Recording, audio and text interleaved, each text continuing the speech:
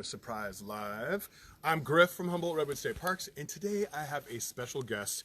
And you know what makes a guest special is when they save nature. And so we have a person who saves nature extraordinaire here today. This is Jessica from Save the Redwoods League, which is super cool because Save the Redwood League is saved the Redwoods, which is now Humboldt State Park and many other of our Redwood parks. So you have a really cool job. I do. What is that job? Yes, well, my name is Jessica Carter. I am Director of Parks and Public Engagement at Save the Redwoods League, which is a huge mouthful that translates into I get to work on all of the park projects and programs that connect people to the Redwoods, up and down the Coast Redwood Range, as well as with the Giant Sequoia Range. And one thing you never want to ask her in a live interview is what her favorite park is, because she wouldn't even answer me off the camera, which is good. It's good. So Save the Redwood League, you guys do a lot of stuff, including acquired a bunch of old growth, which we so appreciate because that's how come we have this amazing park. But also you guys are working on, you said, accesses of connectivity and accessibility. What's an example of that? What's an example of providing access? Yeah, well, Save the Redwoods League, our mission pillars are protect, which is the land acquisition you were talking about. Restore, that's restoring second growth redwood forests so that they can become the future old growth. And then connect is the third pillar, and that's really where I work.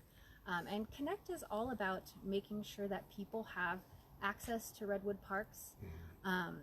You know, it's about making sure that when they get to those parks, they have an experience that's inspiring and inclusive. And so that means also not only providing for folks when they get to the parks, but going out and building community and making sure that people know that these parks are here for them. And that's the thing, is like a lot of people I've noticed lately are like, I didn't even know that park was there. And even driving on Highway 101, there's no big sign that says welcome to Humboldt Redwood State Park. So how could someone find a park that's closest to them? Yes, I have a great tip and resource for you all. It's called Explore Redwoods, and it's at exploreredwoods.org. This is a trip planning platform that Save the Redwoods League developed, about 2 years ago for our centennial, our 100th anniversary celebration. And you can go on there and you can plug in where you're at geographically or what you want to do, how much time you have, and it will spit out some recommendations for folks to have a customized Redwoods experience. It's pretty cool.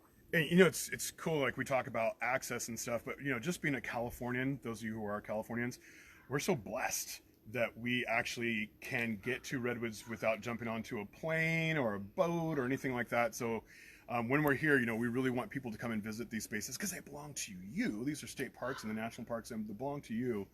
And when people come here, like, what sort of things should they do when they come to the Redwoods? Like, what do you recommend people do when they come here? What do people do in the Redwoods? Yeah, well, I think the great thing about Redwoods and parks in general is that you can do a lot of different things and whatever things are meaningful to you. I mean, of course, you have the classic hiking, picnicking, but I think modern day parks, if we're going to be successful and if we're going to make sure that everyone feels welcome and inspired to visit, that we do all kinds of things here. It's where we can come to celebrate. It's where we can come to have ceremonies. It's where, in some cases, if you have a permit, you can go to gather resources. So, you know, I think increasingly our parks are the places where we know, especially in recent times, that we can go to exercise or have a reflective moment or heal, but it's where we can go to celebrate and learn and have the experiences that are most powerful to us. Awesome. I just like wandering around the Redwoods. Like, that's my thing. I just like going, whoa. So Say the Redwood League has been around for a long time. You said you had a centennial anniversary, 100-year anniversary. And so you guys have a website, and what kind of things could people learn about on your website? All kinds of stuff. We actually have a learning center that has curriculum and games and just information, like educational materials in general for people of all ages. A lot of that, particularly for you parents at home who are teaching more from home these days, can get your kids and, you know, do activities at home or take them out to your closest redwood park. And, you know, it's a place where you can just learn more about the magic of the forest. And it's truly magical. This place is super magical. And so that website's savetheredwoods.org? Yes. Okay, exactly. savetheredwoods.org. And there is a lot of cool stuff on it. I go play on their website all the time. And plus, if you like search their website, you can find cool old articles with old pictures and everything. It's super neat. So what's your parting thought for people on the Redwoods? Like, is there anything they can do? Like, what would you recommend if people wanted to help Redwoods? Like, I want to help Redwoods. Where would you send them to find more information, or what would you tell them? Yeah, I mean, I think of a couple of things. We're a nonprofit organization. We are always seeking members and donors to support our work, partnering with state parks, building recreational infrastructure so that more people can come out and enjoy the parks.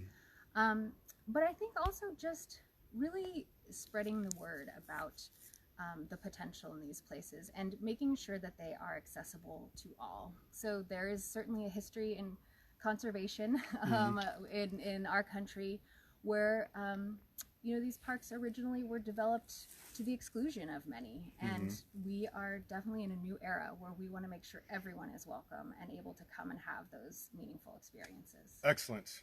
Awesome. All right. SaveTheRedwoods.org. Thank you very much. Thanks, Griff. And it was nice to meet you in person. And I'll see you guys all soon. Share this, and be sure that you come visit your local Redwood State Park or your local Redwood Park. And they can go to what again? ExploreRedwoods.org. ExploreRedwoods.org. Thank you. Thank you.